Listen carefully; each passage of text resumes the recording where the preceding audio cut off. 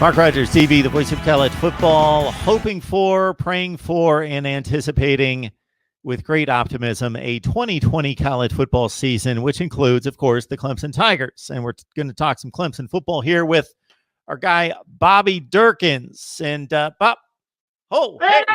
Oh, my goodness. Lord, that's good to see you. You doing all right there? I'm doing all right. How are you? Lord, I tell you, I've been quarantined up here. I actually punched an old woman today. Before I go any further, are you okay? You're not running a temperature, are you? I just here in the last couple hours, I haven't felt quite myself. I feel maybe something coming on, and I understand that possibly maybe if you touch your laptop, but if I touch my laptop, then you touch your laptop, or I sneeze, maybe it goes through the speakers, but I wouldn't worry about it. I don't think anything's going to happen. Since you said that, I'll take yourself. Nah, we're doing good here, Mark. I hate to say it. I hit an old man today in the groin over some toilet paper. It's just the times. Times change. That's what I've told Bobby Dirkens Jr., Bobby Dirkens Jr. Times change. You don't know what you're going to be doing. You don't know what you're going to have to do.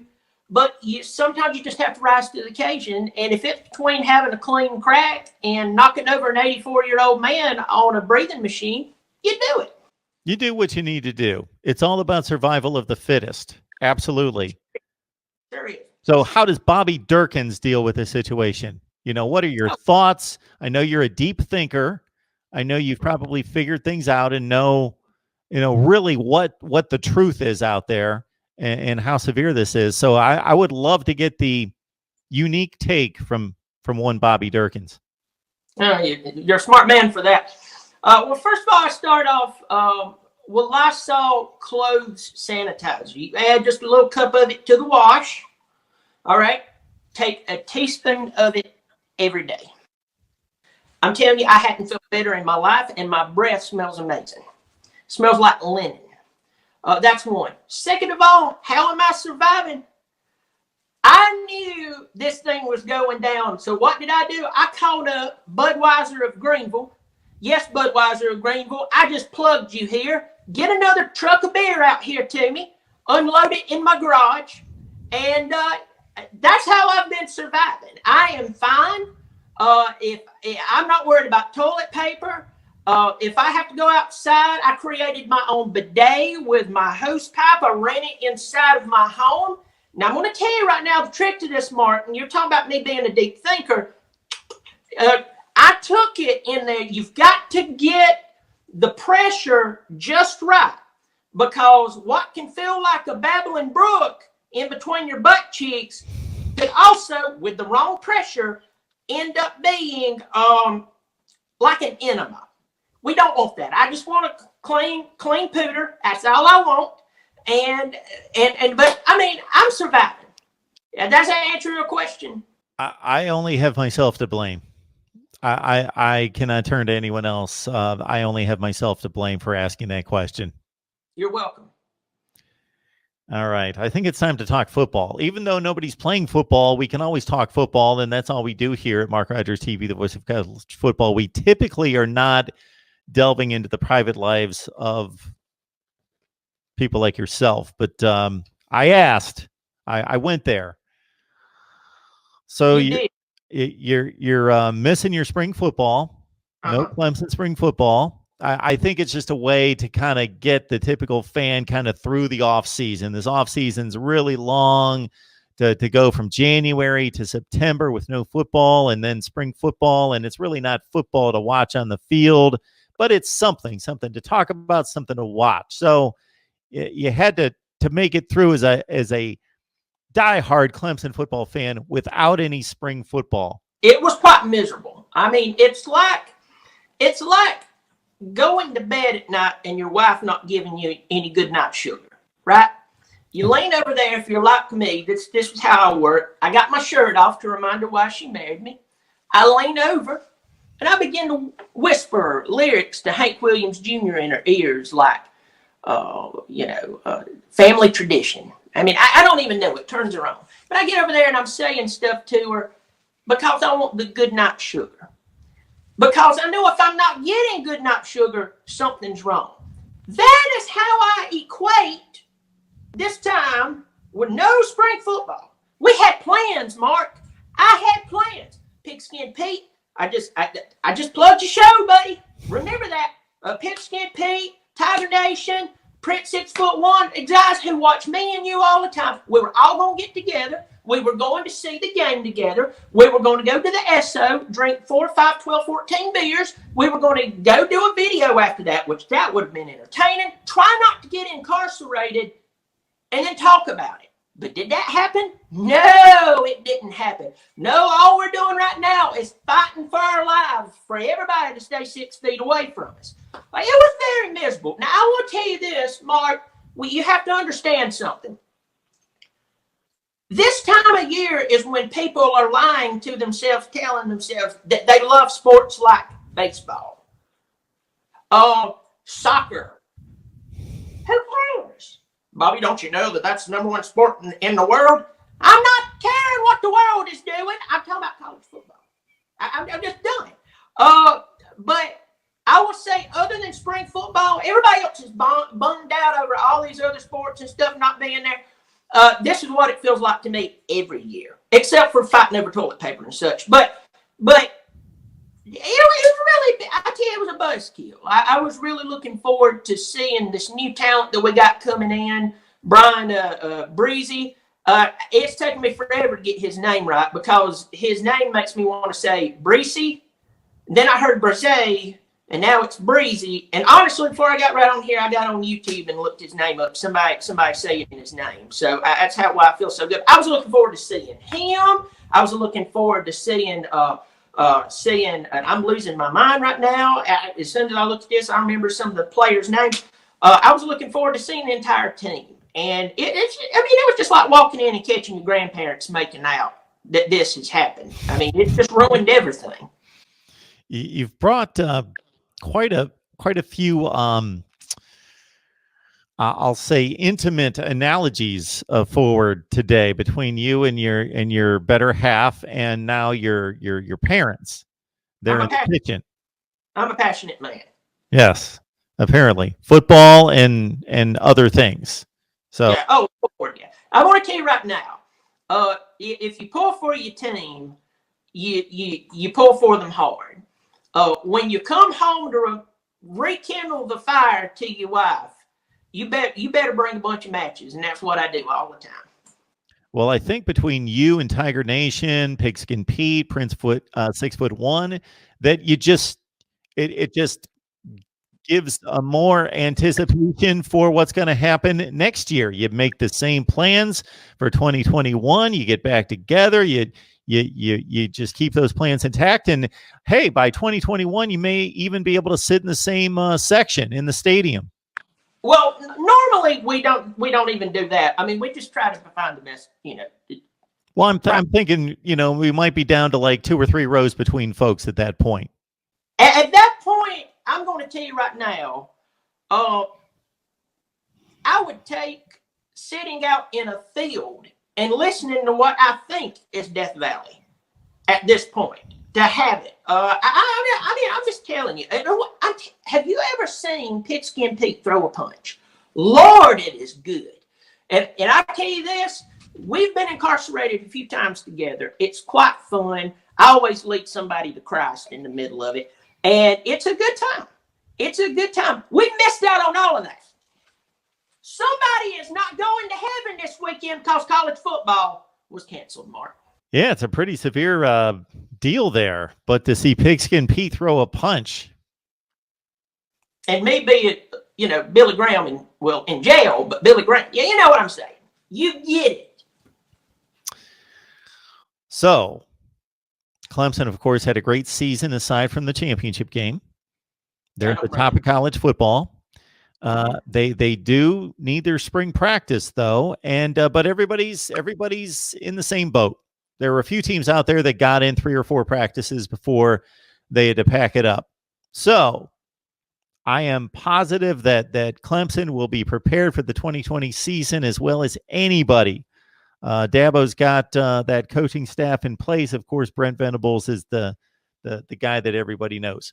But with no spring football, what maybe position on the team, certain units, certain aspect of the game do you think that maybe suffers by not having a spring practice for this Clemson team? What unit, what portion of the team really needed a spring practice? Well, there's a couple areas of concern here. It's kind of like when my cousin walked in. He was 14 years old. He was always the type who wore the white shirts that was buttoned up, pressed, extra starch. And then one day he walked in, had 4 hooks in his nose. Half his hair was cut off. Another half was colored purple. We knew something was wrong. We were concerned. I'm that concerned about our secondary. You know, I know our secondary really gave up a lot in that national championship game. Hey, kudos to them. They won. It's over. But, you know, we're having to replace a lot in the secondary. That's something I'm really, really concerned about. We are going to have to take, and Brent Venables has always been incredible of learning from mistakes, learning from not being ready. You know, you went to the gunfight with a hose pipe and you got shot up. And that's what happened that night. The secondary got picked apart. A very, very experienced secondary. I look for this year for us to really learn from that and say, guys, I don't care if you've been playing here for 3 years or this is your first year. You're going to have to step up. So I'm really looking forward to see what we do in secondary, how we pull everything together. I mean, a lot of people even forgets our number 1 recruit from the 19 class was Andrew Booth. Andrew Booth was one of these freak athletes. He's 6'1", a little over 200 pounds outside of Atlanta. Guy was ridiculous, a freak. He came in last year. He played a little bit. Most everybody will remember him. He's the one who got kicked out of the Louisville game for punching a guy while he was down on the ground. Sweeney made him ride the bus home. He wouldn't even let him fly home with the team. Made him. So a lot of people are forgetting we have that guy, which I hope he ain't throwing punches anymore, but we have guys like him there. We have Darion Kendrick. You know, we have these talented players who were there, and there's more. I mean, I know if anybody's watching this going, he's missing this one, he's missing. We really have a lot of talent there. But, you know, having talent and being ready to get on a big stage, there's a lot of difference there, and I wish that they would have had that experience in the spring game. Linebackers, we do have good linebackers, but I mean, do you really replace Isaiah Simmons? No. That's a once-in-a-lifetime player. We're talking about a guy who's a 3-star out of Kansas. One of the main reasons we got him is because Brent Venables knew him. It's always what they say. It's not what you know, it's who you know. He knew him, got the kid come out here. Who knew that a 3-star would become a guy who would probably be picked, you know, top 5 pick? He's a freak. He's fast. You put him everywhere. We know what he said at the draft when they asked him what position do you play. He said defense. And it's really true. We're not going to replace him. I know that they're talking about, you know, a lot of different names bouncing around, guys. They think he's going to come in and contend. Go ahead and drop that dialogue. That's a new word for me. Drop it. Go ahead and accept. You're not replacing him. Get somebody to come in there, play their positions, know their assignment, and move forward. The next thing that I would be concerned about is flipping over to the offensive side of the ball. Look, we got all the weapons in the world at skilled position. Trevor Lawrence, I could just stop there. ETN, I could definitely stop there. We're all shocked he's coming back. Of course, the wide receivers. Ross is back. We got Ngata. We got Ladson. Both those boys are going to have to step up. Ross is going to have to shake off whatever happened to him. I don't know if he got punched in the downstairs and something happened. He got scared. We know that happens. He can't do that this year. There's no T. Higgins. You got to go out there, son, and do what you did in your first season. You're a junior now. But I'm really concerned, and we got a ton of running backs. Lynn J. Dixon, everybody forgets about that. Everybody was fine with Lynn J. Dixon. Of course, we would want ETN back, but we were like, hey, he's gone. Dixon's here. We got Ches Malusi back, or whatever his name is. We got Malusi. We got that Bowman youngin, DeMarcus Bowman out of Florida. we're looking forward to seeing them play. Okay, we're glad that we have this back. What I am concerned about, we lose 4 offensive linemen. That is a big deal. I'm a big trenches guy. I believe if your line is good on both sides of the ball and they can be dominant, you win ball games and you win championships. I know that our coaching staff will have them ready, but you can only have them ready so much. There's going to be a lot of growing pains during the year. I'm just hoping that all our skilled players can make up for some of it until they truly grow, they get knitted together, and then if we play, in the college football playoff, and I believe we will, and I believe we'll win the national championship again. But that would be my area of concern. Folks, when you shop Amazon, do so using the link in the description section below to help us build the channel here at Mark Rogers TV, the voice of college football. Talking up Clemson with Bobby Dirkens. You can catch him right here on YouTube. So, Bobby, I got to say that one of these days when I turn on the daily presidential news conference concerning COVID-19, I expect to see possibly your head coach at the podium, because maybe he's got some insight that the rest of us don't have. And I think maybe DABO should be invited to these news conferences going forward, because he had said, hey, let's not worry about it. We're playing football this season. I guarantee it. Yeah, I wish I had about 5 mouths right now so I could say 5 things at one time and save us all a bunch of time. But I'll try to boil it down. First of all, he's an optimistic son of a gun. If you know anything about his background, how he grew up, I mean, my God, his mom was having to live with him in his dorm when he was at Alabama. So, forget now that he makes $10 million a year. Forget that he has 2 national championships under his belt. Forget that he and Nick Saban own college football. Okay, forget that. You have to think about, he's had to be optimistic at this point to his life. When on his very first day, when they named him the interim coach, they asked him, do you think they'd make a mistake, or this is the wrong decision? He went, no. He's a confident guy, but not arrogant. This guy is optimistic. That's how we got C.J. Spiller to a sucky Clemson football team in the mid-2000s, okay? Now he's getting ripped for it. He is getting ripped for it. Another thing he's getting ripped for, and I'll go ahead and talk about it. He took a private jet down to his home in Florida. He has a vacation home. Now, I've read all this nasty stuff about him and all this bunch of crap that, he doesn't care, he's spreading it to people. Okay, let me break this down for people like me. If you have so much money, you can have more than one home. This is not an Airbnb. He's not staying at the Days Inn down there. He ain't having to share it with somebody. It's not a timeshare. This man has enough money to have homes everywhere. All right? Also, a private jet. If you and I want to fly somewhere, we're sharing it with every butthole who can fit on there. He's not. All right? So people are taking this thing out of proportion. It's being a bad example. People don't like DABO swing. I'm going to go ahead and tell you, unless you're a Clemson fan or you're maybe somebody who's like, he's a nice guy. Wish you wouldn't talk about, us being left out and stuff. But overall, I like him. A lot of people don't like him. And the reason they don't like him is because he is so nice, he is so kind, and he's so successful. And I have a philosophy about it, Mark, and I'm going to go down.